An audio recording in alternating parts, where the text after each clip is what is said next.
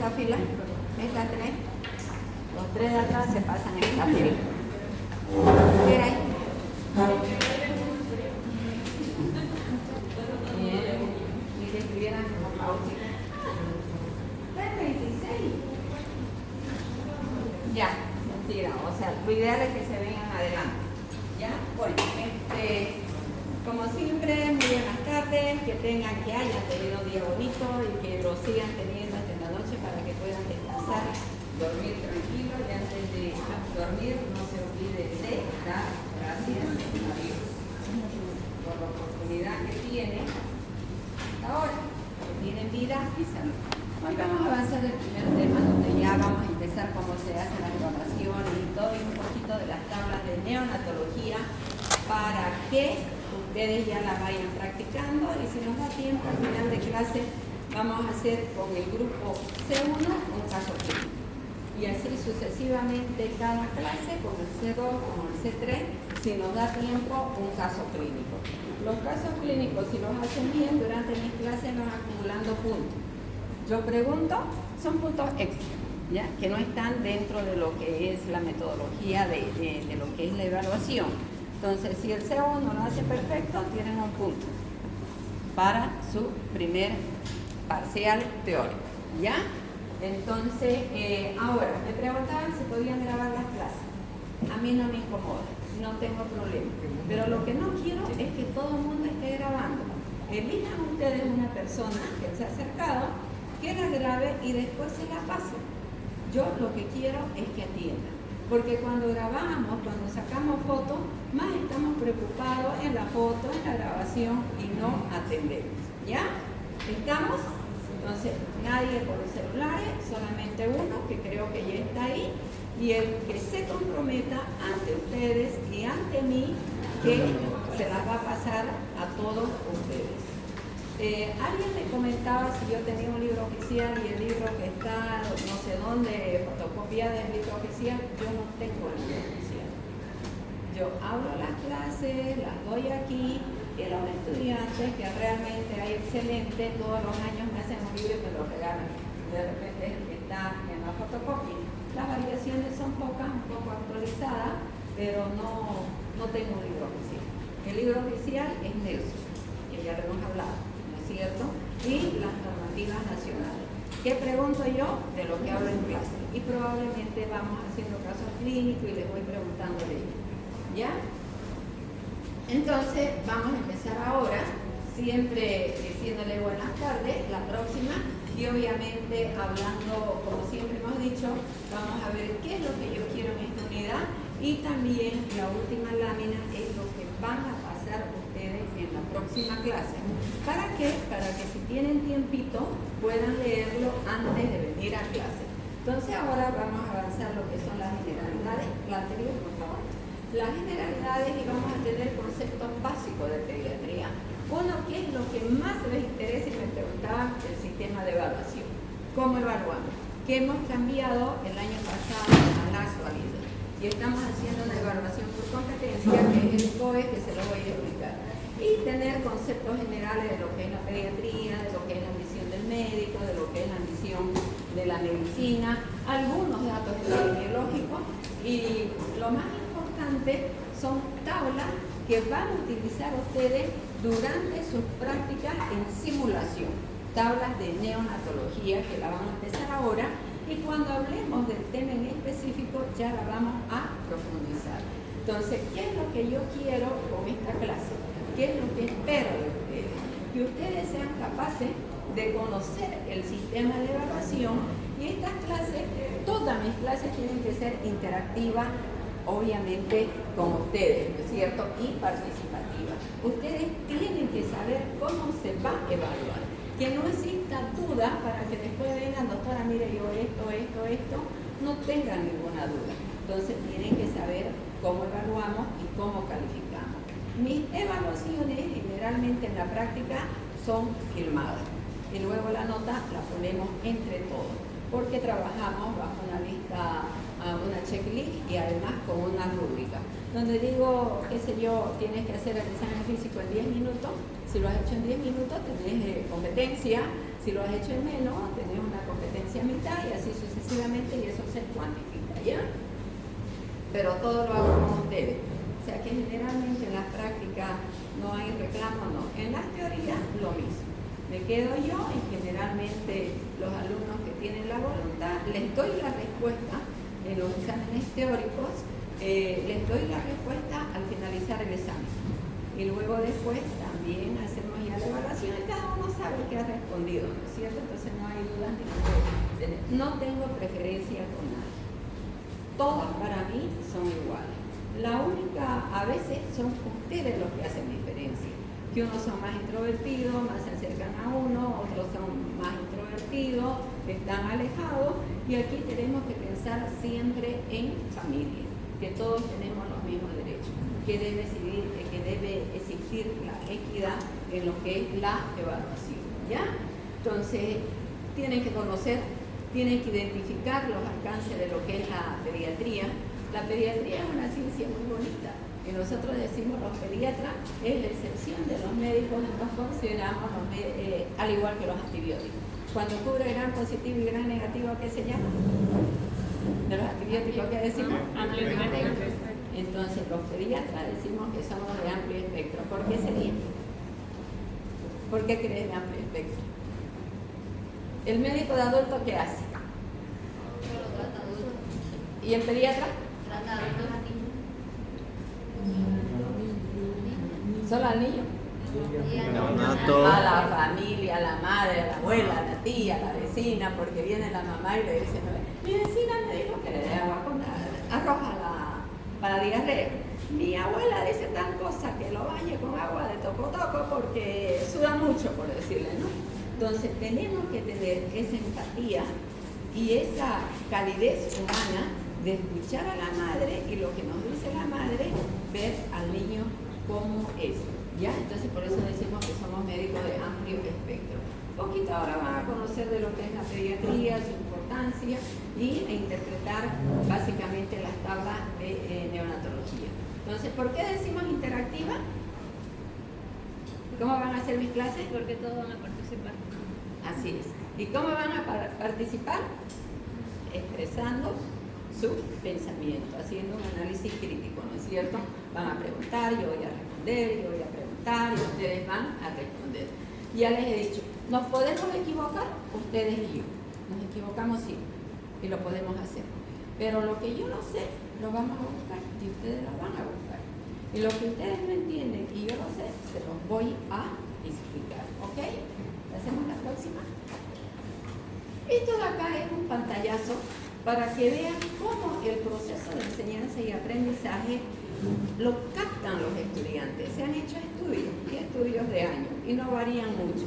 Entonces, cuando existe esa formación, ese proceso de enseñanza-aprendizaje que es tradicional, donde el docente viene, da esa clase interactiva, así como hay docentes que vienen con su texto y leen, otros hablan y hablan y hablan, solamente el estudiante va a aprender un 5%. Nuestra mente es frágil, nuestra mente vuela en un minuto. Están hoy aquí y en 5 segundos están pensando en la cena, en el almuerzo, en que van a ir al cine, en la película de Netflix, no sé qué más, ¿no es cierto? Entonces, y no es que seamos o tengamos una alteración del atendimiento o de la comprensión, sino que es así. Aquí y en todos los lugares, cuando solamente el docente habla y ustedes escuchan, hay un 5% de aprendizaje. Pero a la vez, si yo hablo y ustedes llegan y medio que leen o aquí están mirando, el 10%. Ahora, acuérdense que el proceso de enseñanza y aprendizaje ha sufrido una transformación. Ahora estamos con métodos que nos ayudan a mejorar nuestra transmisión de conocimiento. Y esos son los métodos audiovisuales. Entonces tenemos la suerte de que ahora tenemos las multimedia y tenemos diferentes métodos para que ustedes puedan investigar y nosotros mejorar. Entonces cuando le mostramos una imagen es mejor que leérselo, ¿no es cierto? Entonces ahí tienen un 20%. Pero si además de eso hacemos las demostraciones, si yo les estoy hablando de la reanimación y estoy aquí con mi muñequito, con mi simulador y les muestro, entonces probablemente van a entender y van a captar un poquito más al 30%. Pero si yo hago esos grupos de prácticas, como ya lo hemos hecho la anterior semana, y van a practicar, van a tener más captación de lo que se quiere aprender. Entonces, con grupos de demostración, 50%, pero si lo hacen, que es desarrollar habilidades y destreza. Si decimos, se hace así, la historia clínica, hacemos un grupo y hacemos con pacientes simulados, o actores en otras universidades. En España, por ejemplo, existe la escuela de arte, donde se forman los artistas, o los mismos residentes o los mismos maestros en el mismo grupo. Les digo yo, vos vas a hacer un niño histérico, te lo aprendes y te dice en memoria. ¿Ya? Entonces hacemos un caso simulado con un paciente simulado y le hacen la historia y eso se graba y después lo analizan, ¿no es cierto? Un 75%, y lo que más se aprende es enseñar a otros. Si se acuerdan la anterior semana que les dije, ¿cómo van a enseñar a otros? En la práctica. ¿Ya? ¿Y cómo? El que más sabe enseñar. El que más sabe enseña al que menos sabe. Si el que sabía un 60%, 70%, lo lee, porque para enseñarle a él lo tiene que volver a releer, entonces va a aprender mucho más. Entonces ahí le damos hasta un 40%. Entonces, ¿qué es lo que vamos a hacer en pediatría? Eso. Vamos a hacer las clases, vamos a transmitir conocimiento, van a leer ustedes, vamos a hacer las prácticas, vamos a hacer simulaciones y vamos a ver las debilidades de nuestros compañeros, y el que más sabe, el que tiene más fortaleza, le va a enseñar. La próxima. Entonces, ¿cuál es la metodología que nosotros vamos a implementar? La metodología del proceso de enseñanza y aprendizaje. Primero, el año pasado, o ya lo hacíamos antes, pero no tan ordenado. Ya con los cursos que el docente se actualiza, en los cuales he tenido la suerte de ir a varios lugares y ver lo que es la enseñanza a través de competencia, también lo hemos venido aquí. El año pasado hemos hecho cambios. Ahora esos cambios ya están plasmados aquí en estas láminas. Entonces, para el proceso de enseñanza y aprendizaje vamos a elaborar estrategias. Tenemos que tener un enfoque pedagógico. Esas estrategias son participativas, interactivas. ¿Y cuál es el objetivo de este? Es que el estudiante sea el centro de la formación, no el docente. Que el estudiante sea el protagonista de su aprendizaje.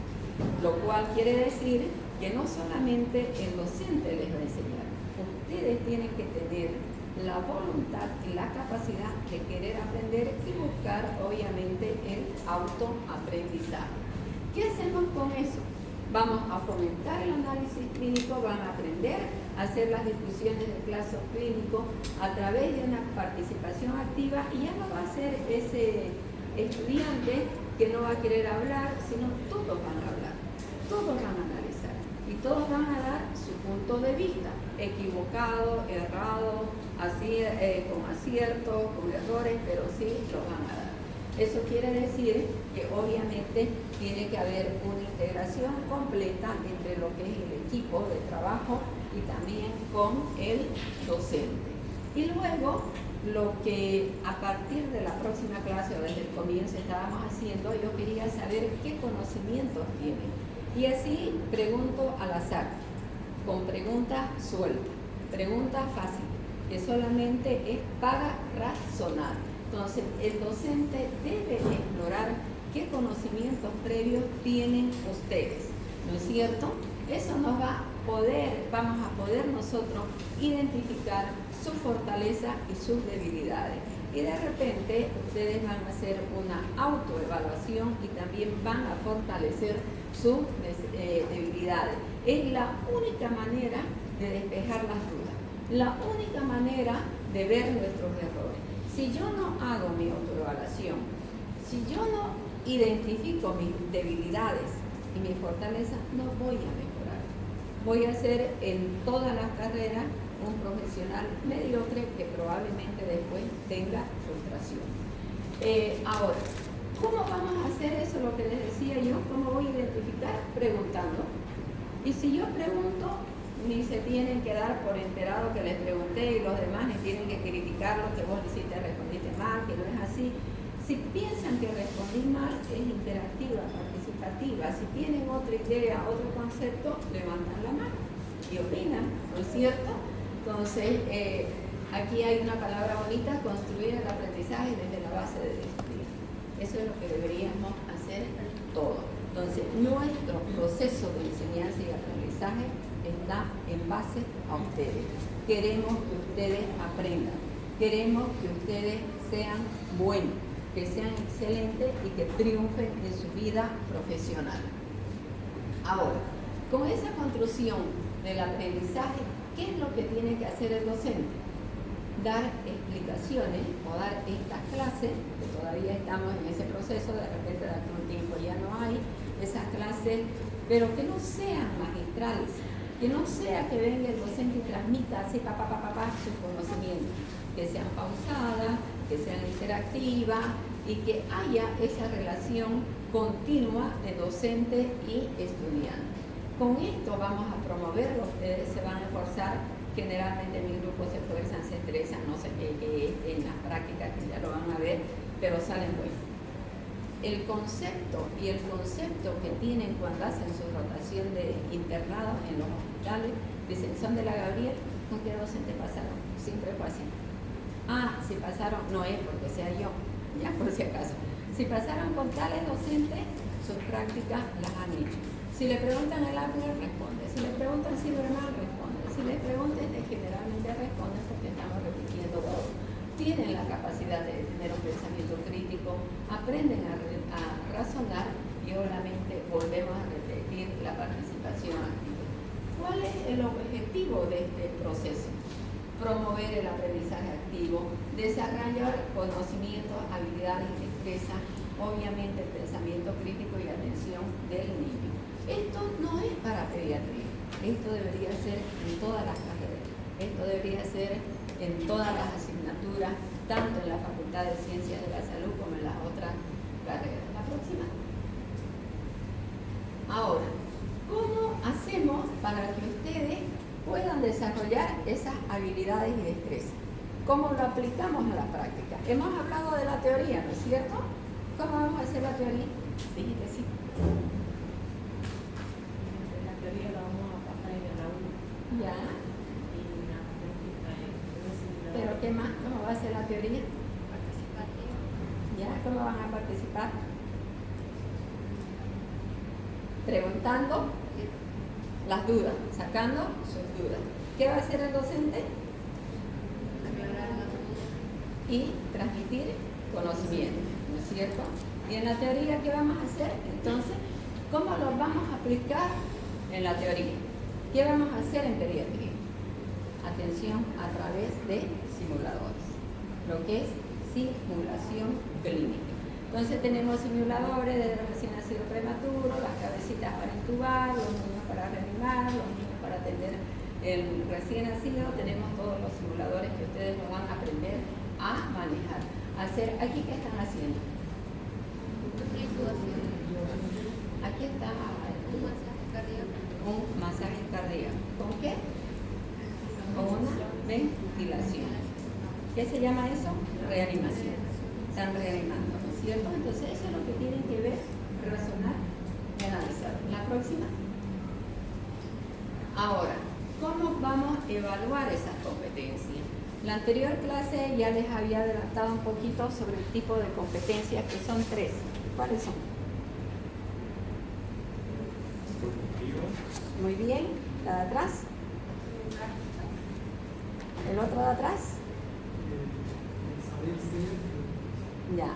Hay una, bien que hablaste del saber ser, hay la pirámide de Miller, donde evalúa las competencias, como él está diciendo, el saber ser, el saber conocer, el saber hacer y el saber compartir.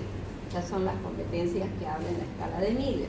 Nosotros aquí las competencias, que no está mal, eso está difundido también, nada más que aquí las competencias le hemos evaluado en 3 competencias.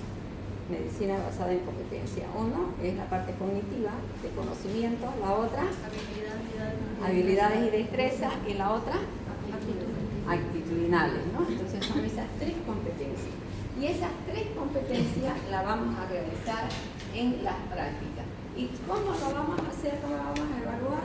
a través de lo que es el ECOE, o algunos lo van a leer también como OCE.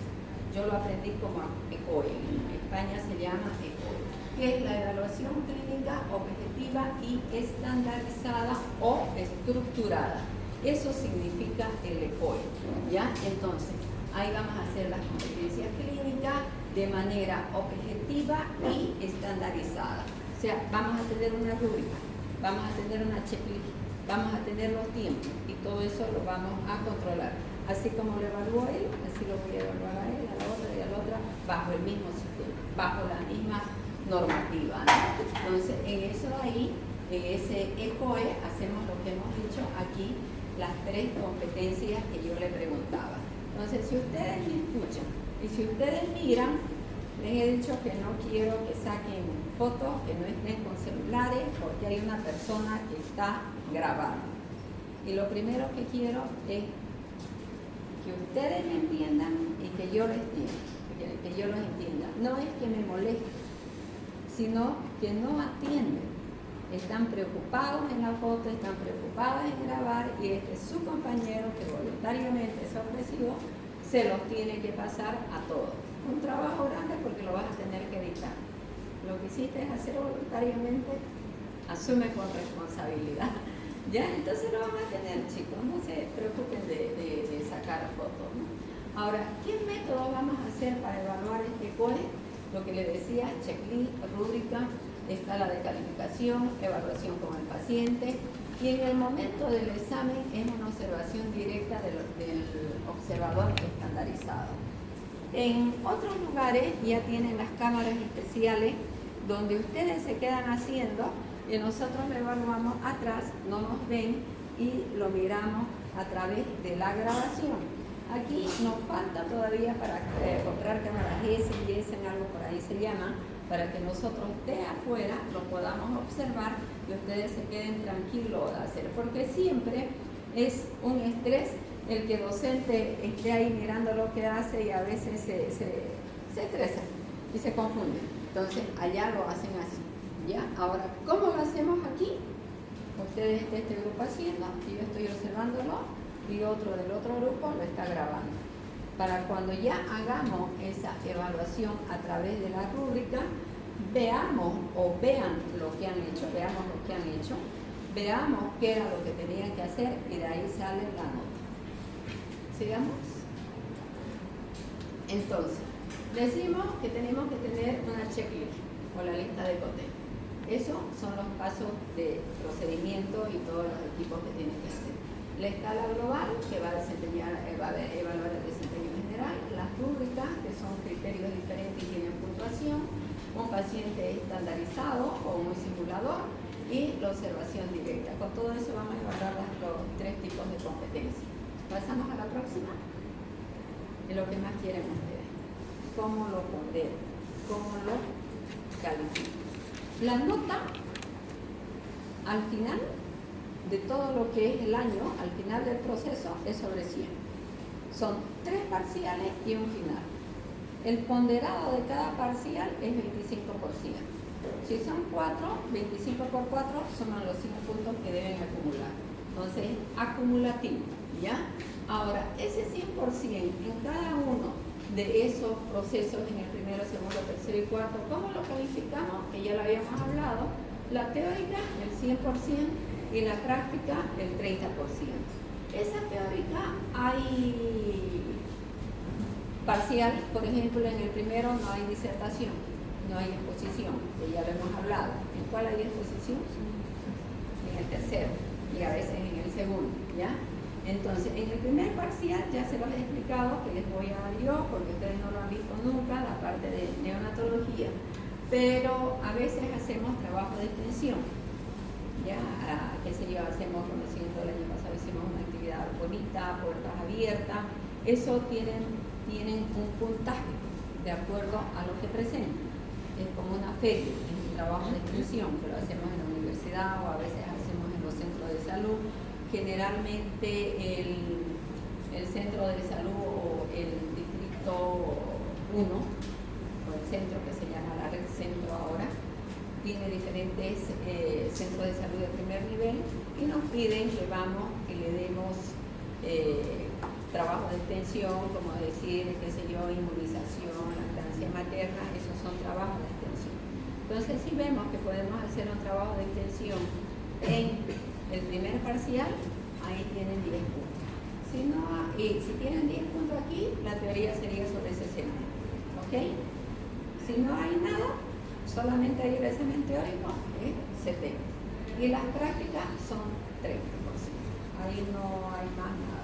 Ahora, durante el proceso de enseñanza y aprendizaje, les vuelvo a explicar que vamos a hacer en algunas oportunidades casos clínicos, preguntas, ejercicios por grupo, para que tengan la posibilidad de ir acumulando puntos. Yo no regalo, ustedes lo merecen, lo que hacen lo merecen, ¿ya? Entonces, correcto, no es que, porque hay docentes, ay doctora, que los estudiantes piden puntos, a mí no me piden, yo les digo que les voy a dar porque se han esforzado y porque vale la pena darle a los que se han esforzado, a los que han respondido.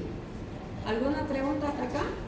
¿Qué es lo más importante, el sistema de evaluación completo? A ver, tú, no te escondas. ¿Cuánto vale el práctico? 30%. ¿Cómo se evalúa? ¿Mediante qué método? Por ejemplo, no va a grabar. ¿Ya? ¿Teórica? ¿Qué se evalúa en teórica? Ya, ¿pero qué se evalúa? En todos los teóricos. ¿Qué se evalúa? ¿Qué se evalúa? Conocimientos. ¿Qué se evalúa en la práctica? Habilidades. 3 competencias: cognitivas, habilidades, destrezas y actitudinales, porque son escenarios, ¿ya? Eso lo tienen que tener bien claro. ¿Alguna duda los de atrás? Perfecto. Vamos a la próxima. Y esto de aquí ya son conceptualizaciones. Son cosas que las debemos saber o las debemos tener presentes. ¿Cuál es la misión de la medicina? ¿Cuál es la misión de los médicos? No confundir lo que es la misión de la medicina con lo que es los médicos. Entonces, la medicina, su misión es cuidar a seres humanos. ¿Cómo cuidamos a los seres humanos? Preservamos la vida, promovemos la salud, entonces prevenir, pero a veces no solamente curamos, sino también consolamos, que otras veces aliviamos, porque a veces tienen una patología que en sí no tiene cura, vamos a decir, ¿no? Pero en esos momentos hay que saber aliviar. Cuidados paliativos. Y hay una nueva especialidad de hace unos años atrás que se llama cuidados paliativos, que aquí no sé si ya se ha implementado. Entonces, todo eso, para hacer todo eso tenemos que aprender a tener un equipo. El médico solo no puede hacer nada.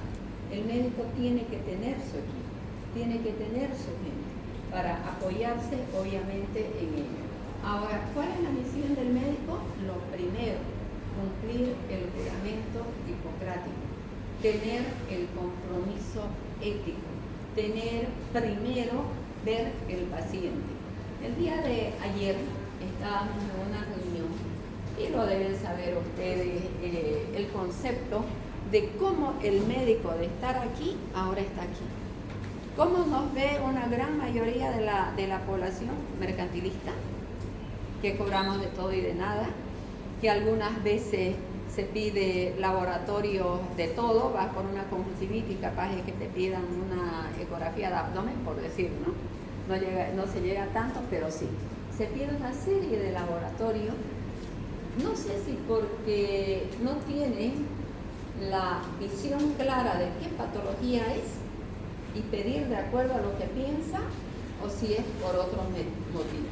Pero realmente los médicos ahora ya no tienen ese concepto. Les digo siempre como anécdota, en el pasado habían 3 personas importantes en toda población, grande, pequeña, que eran el alcalde, el padre y el médico.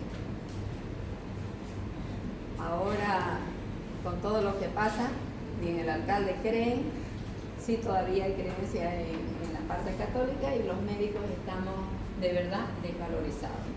No somos todos, Entonces, deberíamos hacer un compromiso que ustedes, eso que ha cambiado para el lado negativo, lo cambien para el lado positivo. Que no sean médicos mercantilistas, que no vean, ay, un apéndice lo voy a operar, $1,000, por decirte, no. Sí, entonces, seamos médicos probos, honestos, éticos, dar una atención humanizada, integral, no solamente preguntarle que porque vino por dolor de barriga, sino verlo de manera completa, proteger, recuperar y mejorar la calidad de vida. Para eso tenemos que tener una preparación también integral, no solamente en conocimiento, sino en la parte moral, en principio, en valor, en lo que es ética, ¿no es cierto? Y obviamente tenemos que conocer nuestras medidas de atención, nuestras políticas nacionales de salud, como es la atención primaria, y tenemos que conocer todas nuestras normativas para que tengamos la capacidad de evaluar tras que el paciente llega. Evaluar, cuando hablemos de pediatría, después vamos a hablar de un triángulo de evaluación pediátrica cuando nos toque el momento. Tan solo con observar y mirar que yo haga un diagnóstico rápido y detectar si ese paciente está grave o no está. Y ahí voy a tener la capacidad de referir, transferir y contrarreferir. Esas son normativas de nuestro gobierno donde tenemos formularios que llenar y debemos saber cuándo voy a referir. ¿Alguien sabe qué es referencia? ¿Qué es transferencia y contrarreferencia? Entonces, si alguien sabe las preguntas que yo digo, levanta la mano. Si se equivocan, no importa. Entonces, referencia es referir a un paciente a través de un formulario de un nivel inferior a un nivel superior. ¿Cuántos niveles de salud tenemos aquí? ¿Cuáles son? Perfecto. Si yo digo, entonces vas a referir, haceme la práctica. Como decir que no se hace en primer lugar, di un ejemplo hace ratito. Un apendicitis, un cuadro agudo, un cuadro quirúrgico. ¿Lo van a operar en un centro de salud? No. Inmediatamente lo tienen que referir. Eso es referencia. ¿Ya? ¿Qué vendría a ser la contrarreferencia? Volverlo para atrás.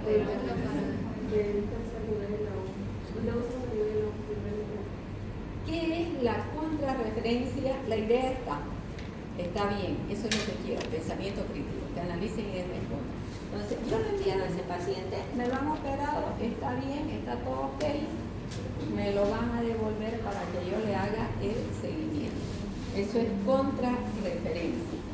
Ya, como lo han dicho, palabra simple, devolver al paciente, pero ya curado, ya, para hacer el seguimiento. Y contrarreferencia, ¿qué vendría a ser? Pensamiento crítico, análisis. El último de esta fila. Usted mismo. ¿Qué pregunté? Ya.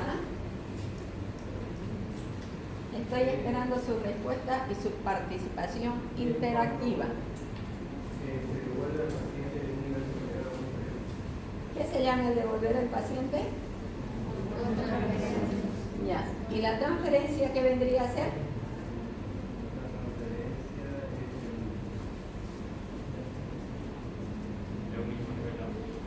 Perfecto. Si hemos dicho refiero de un nivel inferior a uno superior, la transferencia es referir a un paciente del mismo nivel. Vamos a suponer que llega un paciente al hospital de niños, ¿no es cierto?, con una patología grave que necesita cuidado intensivo, pero que yo no tengo espacio, lo transfiero al hospital japonés, donde tengan las mismas condiciones. Entonces, transferir al mismo nivel, igual de segundo a segundo, pero generalmente son de tercero a tercero, ¿no? De primero a primero no se transfieren, pero podría haber el caso. Entonces, transferir es el mismo nivel. ¿Ya? Ahora, esa referencia, esa transferencia tiene que ser rápida, ágil, les decía yo, evaluar a la primera, porque corre riesgo de vida del paciente. Y lo que nosotros queremos es una atención competente, porque nuestro objetivo es la rehabilitación integral del paciente. ¿Ya? Entonces, siguiendo con un poquito de conceptualización. El docente nace docente, el médico nace médico, sufre transformaciones, ¿no es cierto? Primero va al kinder, después va a la primaria, secundaria, la universidad y a la ahí sale. Lo mismo es la historia natural del hombre. Existen etapas, existen caminos que lo vamos a vencer. Entonces, dentro de lo que es la historia natural, se distinguen etapas de crecimiento y desarrollo, son lo psicosocial, porque a medida que vamos creciendo, también nos vamos desarrollando. Crecimiento y desarrollo son términos que van de manera paralela, pero que son diferentes. ¿No es cierto? Ese crecimiento y desarrollo va hasta los 18 años. No es que seguimos creciendo. Son 3 variables las que se utiliza: peso, talla y perímetro cefálico. Y luego tenemos la madurez, que comprende la edad adulta, y luego la declinación o senectud, que aquí lo vemos, ¿no es cierto? Entonces son estas 3 etapas. Igual, como yo les decía, ustedes ahorita están en la etapa de profesionalización, están en la etapa de estudiar una carrera. El día de mañana ya van a ser médicos. Una vez que salgan médicos, cada uno ya va a buscar su rama en la cual se va a desempeñar toda su vida. Ahora, ¿cómo lo consideramos a un niño? ¿Qué pensamos que es un niño? ¿Ya? Y hay diversas opiniones, y yo les pregunto a ustedes qué es un niño, pero nos olvidamos que el niño, que el adulto, que la mujer, que el hombre, que el adolescente es un ser humano. Somos seres humanos, con virtudes y con defectos, en todas las etapas.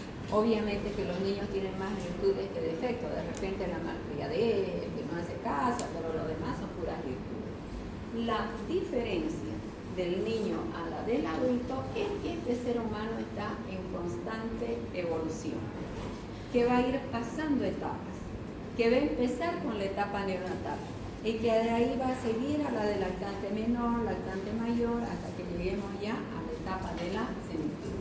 Entonces, muchos antes no había pediatría, porque lo consideraban como un adulto pequeño, y no, es diferente. Tiene sus patologías propias, tiene sus características propias. Entonces no podemos nosotros decir que es un hombre pequeño. Es un ser humano, sí, pero que está en constante evolución. Pasemos a la otra. Entonces, ¿de cómo nace la pediatría? Cuando se dan cuenta que el médico internista de adulto no tenía pues la capacidad para tratar a un niño, primero que desde el uso de antibióticos, desde el uso de los medicamentos, de acuerdo al peso, de acuerdo a la edad. Entonces yo no puedo decirle vas a tomar una ampicilina de 1 gramo cada 6 horas. Tengo que calcular la dosis de la ampicilina, que es 100 miligramos por kilo día, dependiendo de la edad, será cada 12, cada 8, cada 6. ¿Ya? Entonces es diferente. Entonces de ahí, ante esa necesidad, en el siglo XIV empieza ya a funcionar lo que es la pediatría. Y deriva de la palabra paido, que quiere decir niño, y iatro, medicina. Y ahí ya comienzan a estudiar al niño completo en sus diferentes fases, desde el crecimiento somático y desarrollo, tanto en la parte funcional, psicológica y social. Y no hace mucho tiempo ya hay en otros lugares, aquí todavía no, la pediatría social. ¿Qué quiere decir la pediatría social? Que ya no es solamente estudiar al niño, ya no son las patologías características del niño, sino tiene que ver también la de su entorno. Ustedes están viendo ahora los factores, cada vez son las noticias y yo me quedo así aterrada de ver en esta última semana la madre que lo mató a los 5 niños, otra que estaba asesinando a los 3. Esos son problemas psicológicos, son problemas sociales, que de repente la pediatría social puede evaluar el riesgo de esa familia, de ese entorno. Les vuelvo a repetir, aquí todavía no hay la pediatría social. pero en otros países sí hay pediatras sociales, hay pediatras que hacen el seguimiento a la familia y al entorno. Aquí está la definición de la pediatría de acuerdo a la Organización Mundial de Salud. Es la rama de la medicina que se especializa en salud y enfermedades de los niños. Se trata de una especialidad médica que se centra en los pacientes desde el momento del nacimiento hasta la adolescencia, sin que exista un límite preciso que determine el final de su validez. ¿Qué quiere decir eso? Por ejemplo, en el hospital de niños se atiende hasta los 13 años, no al adolescente. Y algo que ya también está viendo como un capítulo aparte, el adolescente. Porque el adolescente es esa persona que necesita mucho apoyo emocional. Si la madre lo lleva al pediatra y ve niños de 1 kilo, 2 kilos, se siente incómodo. Pero si va al de adulto también se siente incómodo. Entonces creo yo, en lo particular, que deben existir ya los médicos que se han dedicado exclusivamente a la adolescencia con todas sus características que tiene y los problemas que ellos conllevan. Ahora, dentro de la pediatría tenemos diferentes partes. La puericultura, aquí hay pediatras puericulturistas. ¿Qué decimos de la puericultura? Que es el arte de la crianza. En palabras sencillas, no sé si está por acá, la puericultura es hacer el seguimiento de un niño sano, es prevenir. Entonces decimos cuidados y atenciones de la higiene, de la recreación, cuánto aumenta de peso, si va bien, no va bien, si está con toda su vacunita para prevenir enfermedades, es evaluar la parte física, psíquica, social en los primeros años de vida. ¿Qué hacemos con esto? Prevenir enfermedades. ¿Qué es lo que queremos lograr? Tener un desarrollo fisiológico del niño. Y deriva de niño y cultura cultivo. Entonces, cultivo a un niño sano. La próxima. La nipiología es un término que no se utiliza mucho. Estudia al binomio madre y niño, o madre e hijo, y tiene un relacionamiento con la obstetricia, que la obstetricia atiende los cuidados prenatales y la puericultura que abarca los postnatales. Deriva del griego ñepio, no habla, y luego ciencia. Entonces, ¿qué quiere decir si nosotros hacemos el análisis de nuestro pensamiento de qué palabras deriva? Atiende a los niños en la primera etapa de la edad, que es cuando no hablan. Pasamos a la próxima. Lo que les hablaba yo, la pediatría social, en simple palabra, es atender no solamente al niño, sino a la familia y la comunidad. Ahí hay ya políticas nacionales de salud donde deberían establecerse desde, como lo vemos acá, desde el colegio debería identificar los signos de alarma cuando ve a un niño que tiene un factor obviamente de riesgo, que hay algún problema de abuso, que hay algún problema de maltrato, lo debe identificar. Si un niño viene frecuentemente con hematomas, no se va a caer todo el tiempo. Entonces tiene que buscar, ¿no es cierto? Y ahí ya lo tienen que derivar. Entonces intervienen en el bienestar que puedan afectar el desarrollo psicosocial. Entonces todas estas actividades, aquí tampoco está muy desarrollada la pediatría social, vienen enfocadas a promover, atender y superar todos esos factores que puedan alterar la funcionalidad del niño. Aquí era lo que les decía yo, que los pediatras somos médicos que no solamente atendemos al niño, sino también a la madre, al padre, problemas sociales, que existen sociopatías que pueden existir, las tendríamos que detectar y que de cierta manera algún médico dijo, los pediatras somos de amplio espectro. Ahora, en esta lámina de acá, no se las voy a repetir, son las 4 conceptualizaciones, los 4 conceptos que hemos hablado, donde ya está una definición bien específica. ¿Ya? Y más o menos volver al anterior, ¿no es cierto?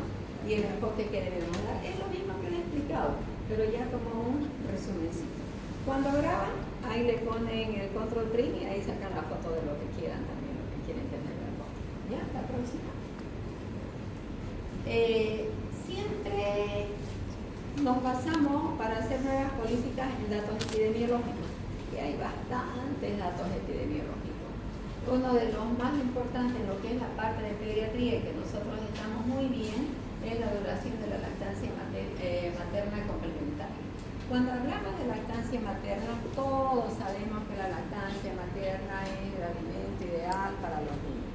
Sabemos que la lactancia materna es exclusiva hasta los 6 meses y que a partir de los 6 meses se complementa con otros tipos de leche dependiendo de la edad.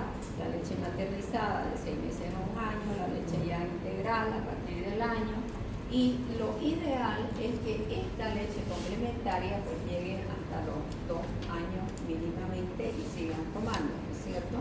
Entonces aquí nuestros porcentajes, esto lo he sacado ayer de datos que no son de la página oficial del ministerio. ¿Ya? Habría que ver las páginas oficiales del ministerio, pero son aproximadas. Hemos mejorado bastante. Entonces tenemos nosotros promedio en Bolivia de 20 meses de que los niños toman leche. En relación a lo que hay en el mundo, el 18%. Acuérdense que el mundo pues es similar a lo de Bolivia, que dicen no, pluriculturista, no sé qué más. Entonces hay países de tercer mundo, pero hay países pobres. Y cuando hablamos y buscamos los promedios del mundo, pues es de todo su promedio, ¿no? Entonces, el promedio a nivel mundial es 18% de lo que significa la lactancia materna complementaria. De repente, pienso que hasta en los países más desarrollados hay más facilidades, más poder adquisitivo para que puedan comprar una leche. Y las madres de repente trabajan. Aunque ahora en la actualidad están cambiando también las políticas. Por ejemplo, en un país de Europa, específicamente Alemania, les dan a las madres 1 a 2 años, como vamos a decir lo que tenemos acá, son 3 meses de prenatal y postnatal, ¿no ven? Allá es 1 año y 2 años, donde siguen ganando. ¿Para qué? Justamente para fomentar el desarrollo integral del niño. Y así pues van mejorando. Además, le dan un subsidio de 300 o 200 euros mensual para que ese niño no le falte nada. No sé si quieren aumentar su tasa de natalidad porque cada vez son menos los niños que nacen. Y aquí también han visto, ahora me preguntaban qué se llaman los TERI, qué se llaman ahora. No es cierto, ya no queremos tener hijos, ya no queremos animales. Dice que aquí ha habido, ¿no?, una concentración. Sí. Si Dios nos ha dado la virtud a las mujeres de ser madre, si podemos y queremos, seámoslo. El ser madre no nos impide triunfar. El ser madre nos estimula para que nosotros triunfemos y le demos una buena educación a nuestros hijos. Así que lo mejor es escuchar en mamá cuando uno llega a casa, o el abrazo del niño. Así que ser madre no impide nada. Obviamente que todos tenemos derecho a decidir si quiero o no quiero un hijo. Y obviamente hay que saber elegir, tenerlo en el momento apropiado y darle buenas condiciones cuando uno quiere. Ya no deben existir los embarazos no deseados. Es cierto que antes era frecuente, ahora tiene que quererlo la madre más que todo y por ahí el papá. Ya por ahí el papá, digo yo, no, mentira, mejor si es entre dos, ¿no? Y aquí tenemos otra cosa que es importante, son las tasas de mortalidad. Pasemos a la otra. En la tasa de mortalidad podemos hablar de la tasa de mortalidad antes del nacimiento y después del nacimiento. La tasa de mortalidad o en la etapa prenatal se denomina mortalidad fetal porque el producto no ha nacido, no es mortalidad infantil, ya es después del nacimiento. La mortalidad fetal toma 2 parámetros, la semana de la edad gestacional y el peso al nacer. Entonces la mortalidad fetal tenemos la temprana, la intermedia y la tardía. La mortalidad temprana es antes de las 20 semanas o un peso de 500 gramos. La intermedia de 20 hasta las 28 semanas con un peso intermedio de 500 a 1000 y la tardía después de las 28 semanas. La etapa postnatal tenemos la mortalidad infantil y dentro del infantil tenemos la mortalidad neonatal. La mortalidad neonatal es hasta los 28 días. La mortalidad infantil desde los 28 días hasta los años de edad, tenemos ya la mortalidad en el menor de 5 años. Dentro de lo que es la mortalidad neonatal, tenemos la precoz, mortalidad neonatal precoz hasta los 7 días y mortalidad neonatal tardía a partir de los 7 a los 28 días. Si juntamos las dos, vamos a tener la perinatal 1 y la perinatal 2. Cuando hablamos de perinatal ya estamos tomando parte de la gestación y al niño. Entonces la perinatal 1 es desde las 28 semanas de gestación hasta los 7 días de vida. Y la perinatal 2 desde las 20 semanas de gestación hasta los 7 días. La próxima.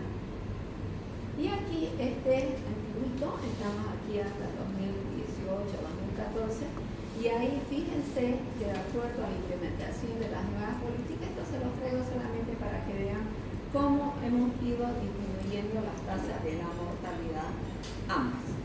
¿Ya? Entonces eso obviamente son porque de repente hay más seguimiento, más control en los pacientes, ¿no? Sigamos.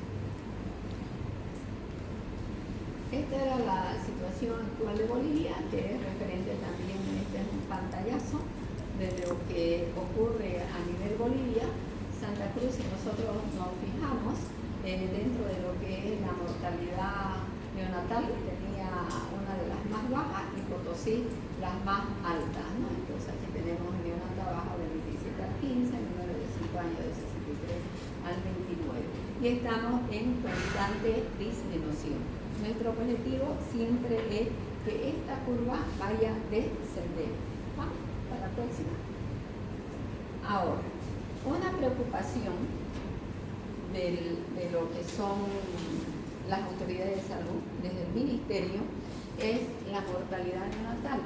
A pesar de que se ha bajado y ahora está fluctuando entre el 15 y el 17 por mil, sigue alto. Entonces, ¿qué es lo que se tiene que hacer? Se tiene que capacitar al médico general para que pueda dar una buena atención en la atención del recién nacido en la sala de parto y en reanimación. Porque una de las causas que incrementa la mortalidad neonatal y la segunda causa es la asfixia neonatal. De un paciente asfíctico hay que reanimarlo y si no sabemos reanimación se nos va a morir. Y si es que lo conseguimos reanimar y no vamos a respetar los tiempos y no vamos a tardar, probablemente quede con un daño neurológico. La primera causa es la prematuridad. Entonces, para disminuir la prematuridad tienen que hacer un buen control prenatal, tienen que saber detectar. Y la tercera causa son las infecciones. Dentro de las infecciones está la sepsis neonatal. Para disminuir la tasa de mortalidad de las infecciones, no recuerdo bien el año, pero fuimos protagonistas de hacer un protocolo de atención y estandarizado en lo que es la sepsis neonatal, que lo vamos a ver porque hasta el ministerio nos llamó, lo readecuó y es el que se está usando hasta la actualidad.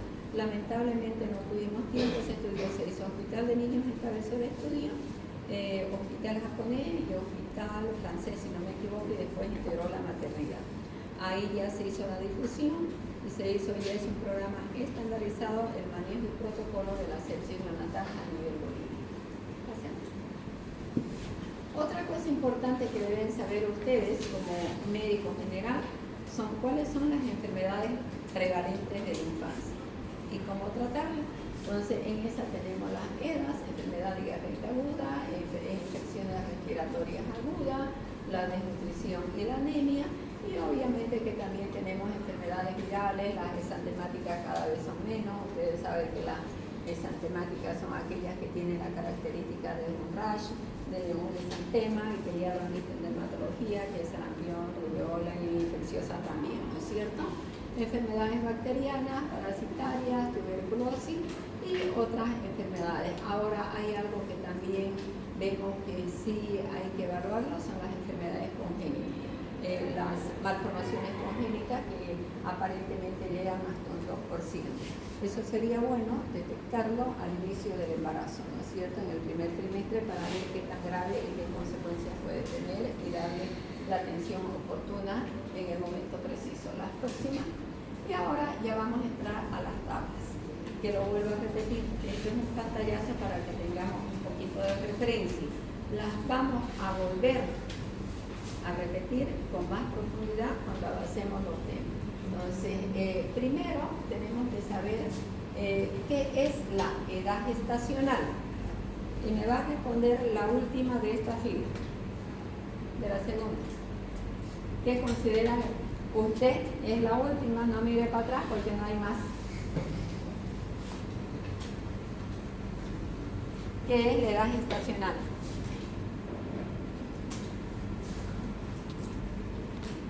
La última de esta fila. ¿Qué entiende por edad gestacional?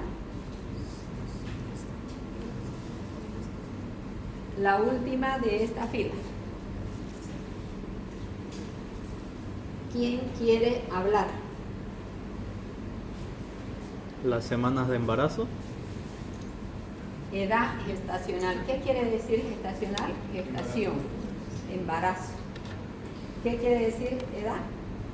El tiempo que el feto o el producto, porque no ha nacido, ha estado dentro de su pancita, su gestación, ¿no es cierto? Entonces, eso es la edad gestacional. Ahora, ¿qué determina la edad gestacional? El grado de madurez del recién nacido. Vamos a saber si es un niño a término, si es un niño pretérmino, si es un niño maduro. ¿Qué evalúa la edad gestacional? Evalúa la maduración somática, que es la característica física, porque un niño prematuro no es igual que un niño a término. Desde el peso, desde el pelo, tiene sus características propias. Entonces, la parte somática es la parte física, la parte de afuera, y la maduración neurológica. En la maduración neurológica nosotros evaluamos reflejos. Entonces, hay reflejos que no los tiene el prematuro, pero que sí lo tiene un recién nacido a término. Entonces, son esos dos puntos que evalúan. ¿Y cómo evaluamos la edad gestacional? Haciendo la parte, haciendo en ambos un examen físico y viendo los reflejos del niño. Son dos signos que evaluamos. Sigamos. Ahora, ¿qué métodos existen para evaluar la edad gestacional? Existen métodos antes del nacimiento, que se denominan prenatales, y después del nacimiento, que se denominan postnatales. Siempre lo de antes es pre. Si decimos asintomático, ¿cuál es el pre? Si yo digo que el paciente está asintomático, ¿cuál es el prefijo? A. ¿Qué significa A? Sí. Sí. Entonces, todo lo que tenga A, si digo anuria, ¿qué es? Sí. No orina. Si digo asintomático, ¿qué es? Entonces, no se olviden eso, que siempre preguntamos, cuando preguntamos terminología médica y le decimos anuria, disminución de la orina, no sé qué es el prefijo oli, Poco. poco, poli, Mucho. ¿ya? Entonces, eso es lo que tenemos que aprender. Este prefijo pre, ¿qué es natal? Antes del Nacimiento. ¿qué es pos? Después de eso. Eso es lo que quiero. Análisis, que sepan analizar, que sepan razonar, porque así vamos a aprender, porque si lo aprendemos de memoria, para dar el examen, no nos vamos a acordar. Entonces, dentro de los métodos prenatales están llevando obstetricia, ¿no es cierto? Lo van a ver a detalle. Tenemos diferentes métodos. ¿Esto qué es? ¿No es cierto? FUM. El FUM es uno de los más utilizados. Se llama la regla de Nigel, utilizan la regla de Nigel. Tiene un gran porcentaje de sensibilidad, pero cuando la menstruación es regular, cada 28 días, pero cuando es irregular, no sirve para determinar la edad gestacional. Y aquí tenemos la altura uterina, la geometría, la longitud. Y lo otro que siempre hacen cuando alguien va a la primera consulta del obstetra porque no la bajaba hace 2 meses, 3 meses, le piden una ecografía. La ecografía tiene bastante sensibilidad para detectar las semanas de gestación.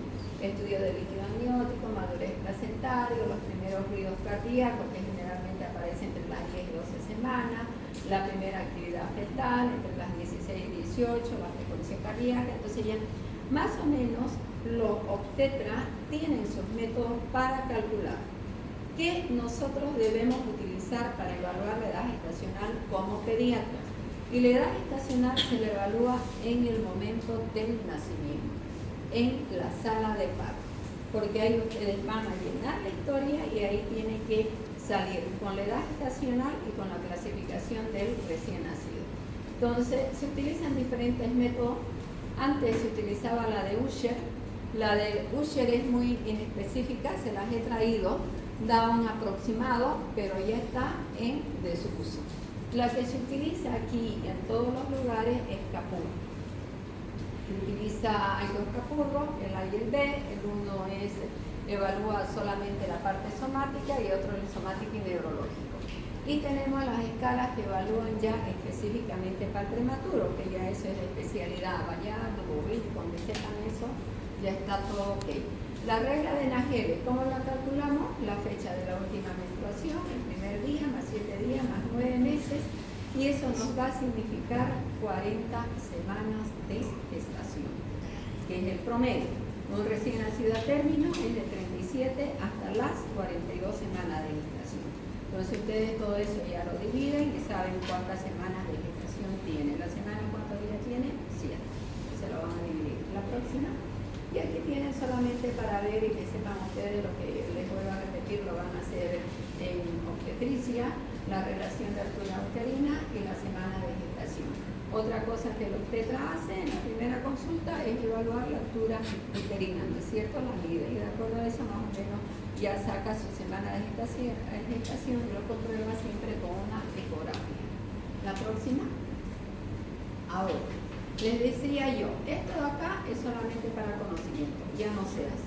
La tabla de Usher solamente evaluaba 5 parámetros físicos, somáticos, donde le daba una puntuación y era todo aproximado.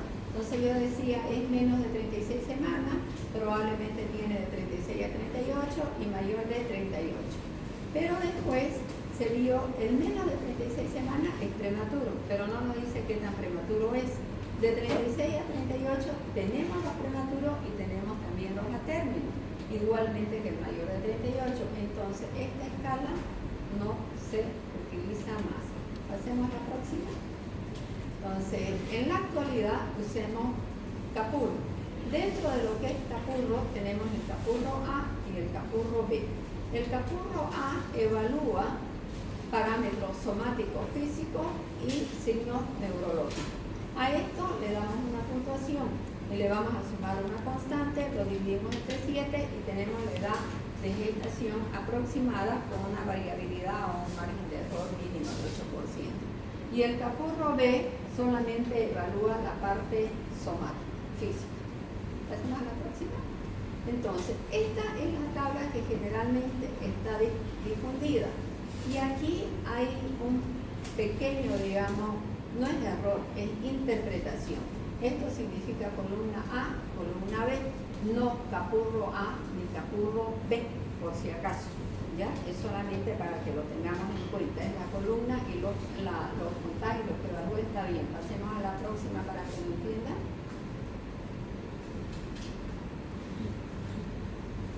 ¿Alguien sabe? ¿Sí? Entonces, como les decía, el Capurro A, fíjense que aquí estaba columna A y columna B, ¿no es cierto? Ahora miremos lo que significa el Capurro A. Ahora ponelo. Ya no sé por qué está. Se desconfiguró. ¿El Capurro A? Sí. No, primero Capurro A. Entonces, ¿qué evaluamos en el Capurro A? El Capurro como completo tiene 5 parámetros físicos y 2 parámetros neurológicos. En el Capurro A vamos a evaluar el 4 parámetros físicos y los 2 parámetros neurológicos. Esto de acá no lo tienen que aprender, ya lo tienen que tener. En la historia clínica está, y lo que tenemos que hacer cuando hagamos la atención tienen que circular porque todas sus puntuaciones son diferentes. Entonces yo lo tengo, ustedes, alguien me preguntaba qué tenemos que llevar cuando hacemos el examen físico de atención inmediata, tienen que tener sus tablas de Capón, cada uno, porque ahí van a examinar al paciente, van a evaluar ustedes qué tiene y qué no tiene y lo van a circular. Entonces, tenemos nosotros en textura de la piel y tenemos los parámetros que vamos a evaluar: textura de la piel, forma de la oreja, tamaño del nódulo mamario, pliegues plantares. Estos son físicamente, somáticamente. Y vamos a hacer dos pruebas: el signo de la bujanda y el signo de cabeza en gota, que son los parámetros neurológicos. En total tenemos 6 parámetros. Y de acuerdo a lo que nosotros veamos en nuestra evaluación, le damos un puntaje que fluctúa entre 0 y un máximo de 22. Entonces, decirle yo cuánto vale si la piel es gruesa y apergaminosa, ni les voy a preguntar. Lo que quiero es que sepan los parámetros, que tengan, los parámetros lo tienen que saber, y que tengan la tabla para evaluar y cómo se saca la semana de gestación. Entonces, una vez que hemos evaluado todos los parámetros, vamos a sumar la puntuación. Aquí vamos a marcar 1 de cada parámetro. Textura de la piel, 10. Forma de la oreja, 10. Tamaño mamario, 15. Pliegues plantares, 15. A ver, ¿quién pasa? Vamos a hacer el no, el de atrás.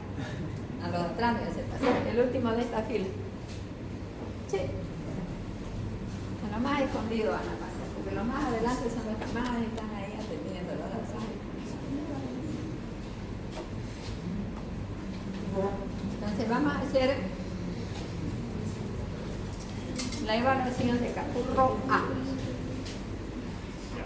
¿Ya? Y yo te voy a decir, tenemos un paciente, has hecho la evaluación, vas a notar.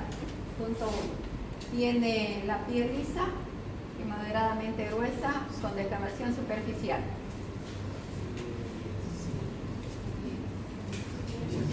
Dice 5, ¿está bien? ¿Cuánto tiene? 10. Entonces, 1, anótelo. 1, parámetro 1, escribe.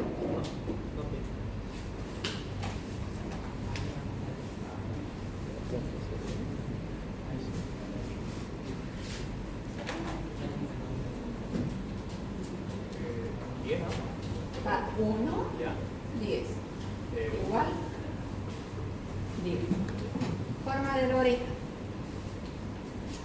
La forma de la oreja engrosada e incurvada totalmente. ¿Ya?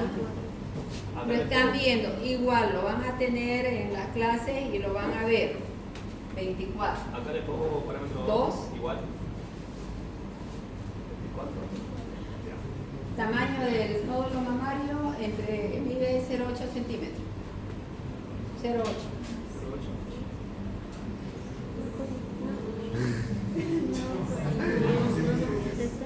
¿Ya? ¿Alguien que le corrija? 10. 10 sería. Ya. Vieron que una cosa es hablarlo y otra cosa ya es hacerlo. ¿Ves qué estamos haciendo? Haciendo. Entonces tienes que fijarte, entonces yo te digo, por darle la puntuación que estamos puntuando, ¿ya? Tiene 10. Pliegues plantares tiene surco sobre la mitad anterior. Este es el pliegue plantar y aquí la mitad anterior está con surquito. No. Sobre la mitad anterior. 15. Ya. Vale, pues sería 4, 15. ¿Así está bien? ¿Está bien? Sí. Ya. Ahora, vamos a evaluar los dos signos neurológicos. Y te digo, evaluar los dos signos neurológicos. ¿Cuáles son? Bufanda y bota.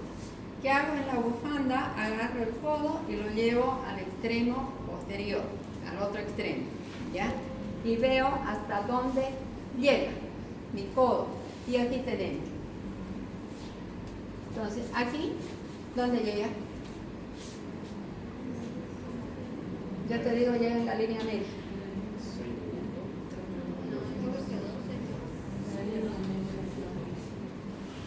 Aquí está llegando al hombro. Aquí está llegando en la línea media, ¿no es cierto? Aquí está. ¿Y aquí cuánto tendría en la línea media? 6. Ya. Igual acá lo bajo así, para otro, como al Sí, es 5. Son 6 parámetros, 4 físicos que ya lo hemos evaluado y 2 neurológicos.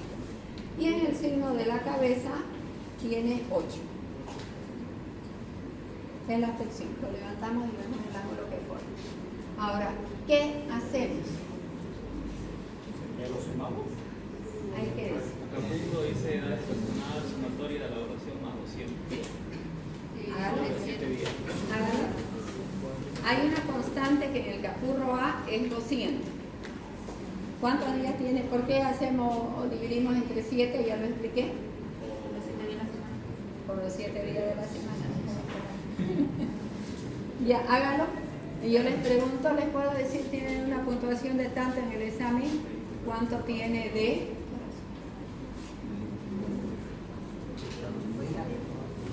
Vamos a ir más rápido. No. ¿Sí? Cuando se le hace hacia el bebé, Sí. hay que hacerlo fuerte. No, agarra el codo, ven. 10 más 24. El bebé está así, agarro y lo flexiono, lo sostengo de acá y lo llevo ahí. Ya. 73. Más 200 sería 263. Dividido entre 7. 39. 39. 39 miligramos, dólares. 3 semanas. ¿Día? Semana. Esto de acá, estos 273, ¿qué son? Días. Lo dividimos entre 7 y ¿qué sacamos el resultado? Semanas. Entonces las 39, ¿qué son? ¿Cómo abreviamos semana de edad estacional? SEG. Ya, está muy bien, ahora se sigue. Entonces, ya hemos calculado las semanas de edad gestacional. Pasamos a la Doctora, próxima. una pregunta. Del anterior diapositiva, ese. El 0 sería que el codo está arriba, el 6 en la línea media y los Es que otros dos. mientras más prematuro es, más flexible. Mientras menos voltaje tiene, va a tener más. Aquí el 0 es, mira, no son los palpables, son más. Y los veo casi igual, si las ¿Cuál? últimas imágenes. Ajá, No. 12, 18. Aquí está, aquí fíjate, llega Ajá. aquí. Aquí llega en la línea media externa. Aquí llega, si lo tomas acá, acá. Aquí. Y el otro llega acá. Hay menos flexibilidad. Entre más voltaje tiene. Uno sería Entre como más en la tiene. tetilla y el otro Entre la tetilla y la línea. medio axilar, sería el último, ¿no? Sí. Ya. Gracias. Vamos. Entonces, cuando vamos al capurro B, hacemos lo mismo, pero ya no hacemos el neurológico. Solamente hacemos el somático. Y en vez de 200, la constante K es 204. Y la misma fórmula, sumamos más 204 y dividimos entre 7. La próxima. ¿Ya? Y ese es el desvío estándar, la variación de más, menos 9 o 8 días. La próxima. Esto es lo mismo, es para que vean ya. La próxima es la puntuación en otro dibujito. Ahora, una vez que calculamos la edad estacional, ahí decimos tenemos 39 semanas. Lo clasificamos. ¿Cómo se clasifica? Pretérmino, antérmino y posttérmino. Y esto tiene un rango de menos de 37 semanas, independiente si tiene 36, 35, 28, 27, es un recién nacido pretérmino. Si está entre las 37 semanas y 42, entonces está entendido hasta las 37 semanas, 37. 37 semanas y un día y 42 semanas a término. Mayor a 42 semanas post término. Entonces vamos clasificando la última de acá, ¿Usted? Sí. Ya está explicado. Ahora raciocinio, pensamiento crítico. Me clasifica recién nacido. Ya lo expliqué. Pase, la de barbijo. ¿Entendieron? Sí. Es fácil, pediatría y apasionante, ¿no ves? Por lo menos a mí me apasiona. Ya hemos sacado la edad estacional y ahora lo vamos a clasificar. Clasifíquelo. Ya. Entonces, es un recién nacido a término. Justifíquelo. Preguntas de examen son así. ¿Por qué? Porque sacamos los valores de Capuro. Ya. Capuro A y salió que era también ese Ya. ¿Y? se clasificaría como recién nacido de término. ¿Por qué? Porque está entre medio de 37. Está dentro del rango de 37 a 42 semanas. Clasifíquelo. Estas son las abreviaciones que van a encontrar. RN, recién nacido a término, porque vamos a seguir clasificando. Póngalo.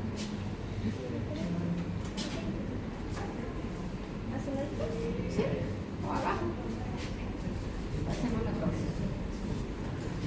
Ahora, ¿qué es lo que dice nuestra normativa? Hasta ahí hemos clasificado lo grande: pretérmino, a término y postérmino. Nuestras normativas, puede sentarse, las normas de atención clínica hace, o la Organización Mundial de Salud también hace una clasificación de acuerdo al peso macrosómico, con peso normal, bajo peso, muy bajo peso, extremadamente bajo peso. Entonces ahí nosotros lo pesamos y decimos pesa 3 kilos o pesa 2 kilos 400 y ponemos PT de bajo peso. ¿Ya? Esa es una clasificación de acuerdo al peso. Pasemos a la próxima, eso va a ir un poquito más rápido. Los prematuros tienen su clasificación propia, de acuerdo a las normas de atención clínica. Toma en cuenta dos variables: la edad estacional y el peso. Y ahí clasificamos como prematuridad extrema, prematuridad de muy bajo peso al nacer, prematuridad moderada y prematuridad tardía. Normativa nacional, lo tienen que saber. ¿Ya? Generalmente son de 34 a 36 semanas, ahí uno dice es prematuridad tardía. Aquí tiene menos probabilidad de tener una membrana hialina, aquí tiene más probabilidad de tener una membrana hialina. Eso nos sirve para cuando hay signos de alguna sintomatología clínica de dificultad respiratoria, de acuerdo a la semana de gestación, nos va a llevar a pensar en una patología específica. La próxima. Y esta es la otra que utilizamos en la sala de reanimación en las prácticas. Una vez que hemos clasificado al recién nacido, queremos saber si ese recién nacido, su peso es adecuado para esa edad estacional. Y se utiliza la tabla de Lutsenko-Battaglia. La tienen que tener también en las prácticas. ¿Qué significa Lutsenko-Battaglia? Utilizar dos variables: el peso en la parte vertical y la edad estacional en la parte horizontal. Y ahí, como todo en la vida, tiene que haber un punto de encuentro. Y aquí hacemos el punto de encuentro. Entonces yo le digo a la última niña, a usted, de pelo largo, pase adelante. Y yo le voy a decir, ese paciente pesa 3 kilos. Y me va a hacer la clasificación completa. Ahí lo tiene, ya lo expliqué también. Pesa 3 kilos. Póngala ahí, pesa 3 kilos. Y clasifique de acuerdo a Lutsenko-Battaglia, edad estacional y peso. Se viene acá.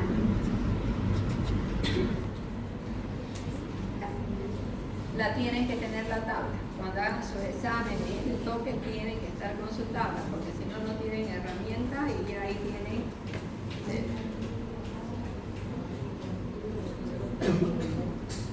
Háganlo. Ya estamos en la práctica, ¿no? Habilidad y destreza. Yo les explico y ustedes lo hacen.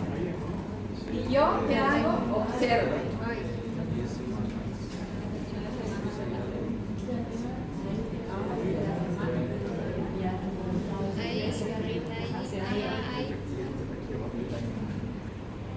Trace la línea. Ay, sin miedo, ya les he dicho qué significa esto. Cuando hacemos habilidades y destreza, que no podemos equivocar las veces que querramos y lo vamos a volver a hacer hasta que lo entendamos y lo hagamos bien.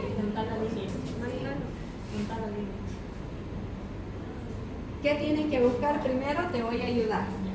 Mis puntos de referencia. ¿Qué tengo que buscar? ¿Qué le dije? 39 semanas. ¿Qué tengo que buscar? Siempre busquen sus puntos de referencia y luego de ahí trazar su línea horizontal y perpendicular. Donde se encuentre el patrón.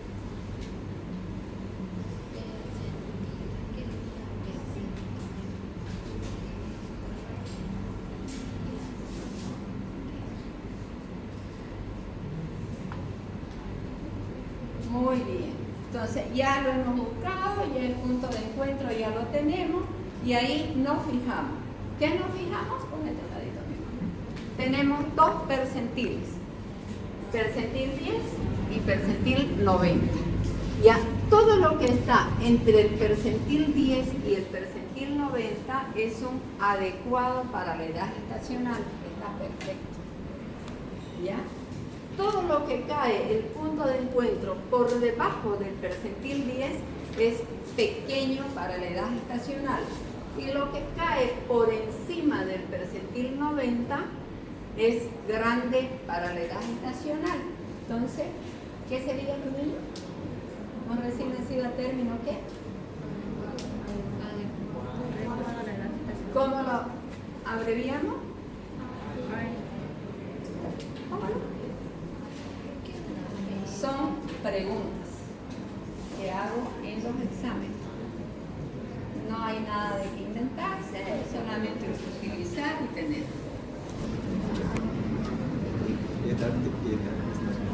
¿Clasificar? Estacional.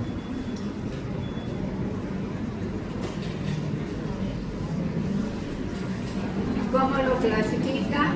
LNT, porque ha sido clasificado como término adecuado para edad gestacional. Ya está. Ya. ¿Estamos entendidos? ¿Todo? Bien. Pasemos a la próxima.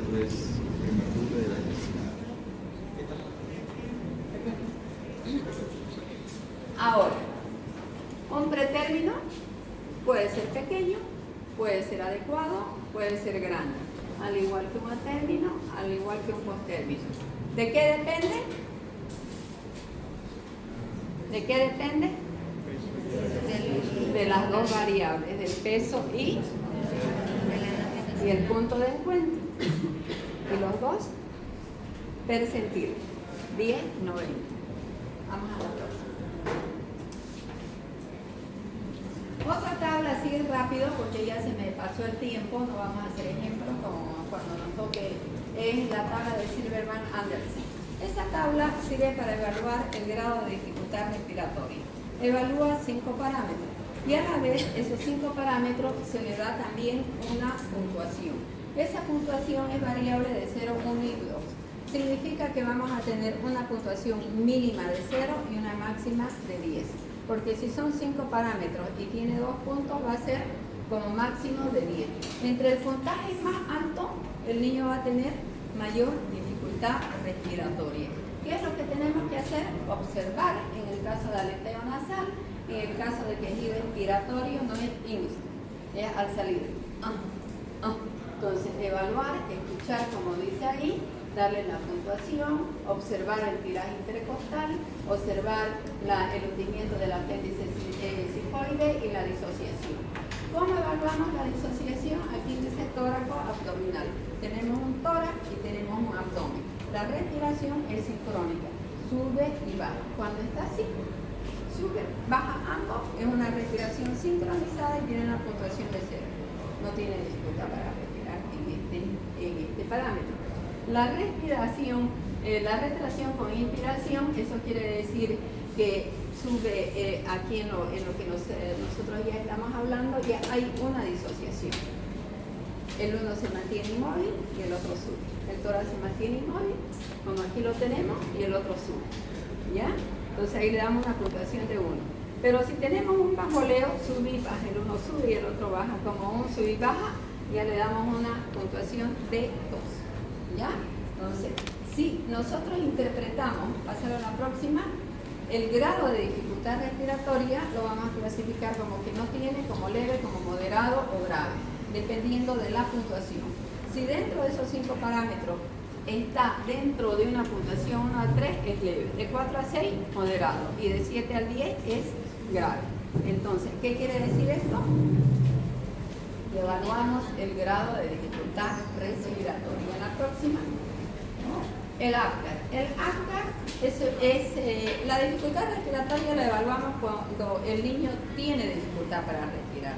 El APGAR es una evaluación. Evaluamos el estado del niño, el grado de vitalidad del niño y evaluamos también 5 parámetros. Le damos una puntuación de 0, 1 y 2.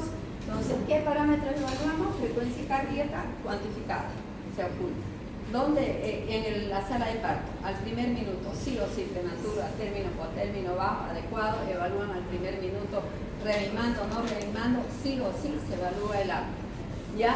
Entonces, evaluamos al primero y lo repetimos de norma a los 5 minutos. Si está con un APGAR bien, no se hace más. Pero si el APGAR nos indica que está con una depresión respiratoria, lo tenemos que repetir cada 5 minutos hasta el minuto 20. El esfuerzo respiratorio no se cuantifica la respiración, es el esfuerzo que se hace para respirar y se evalúa con el llanto. El tono muscular, la irritabilidad refleja, el color de piel. Y a cada uno de esos le ponemos puntuaciones. Cuando hablemos ya de la atención en la sala de parto, lo vamos a explicar un poquito mejor. Se me ha ido.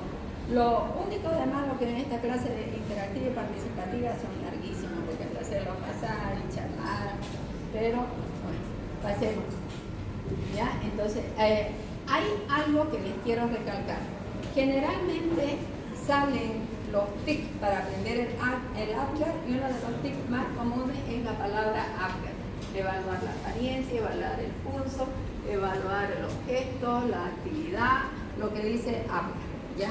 Y esos no son los parámetros. Volvemos para atrás.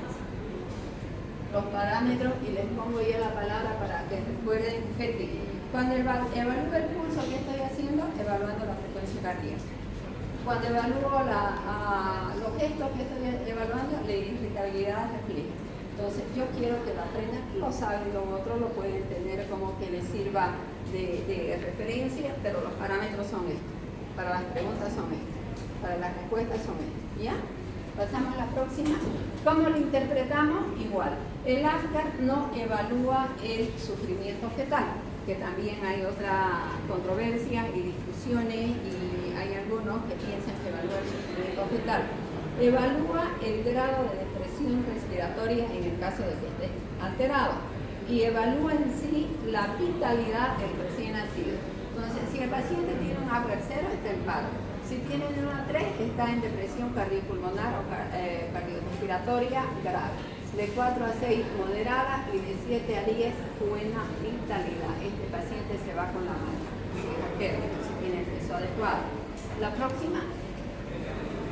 Las etapas que decíamos de 13, neonato de 0 a 28 días, lactante menor de 1 mes a 1 año, 12 meses, lactante mayor de 1, algunos dicen 2 años, 11 meses, otros hasta los 3 años, preescolar de 3 a 5, escolar de 5 a 11 y adolescente de 12 a 19 años. La próxima.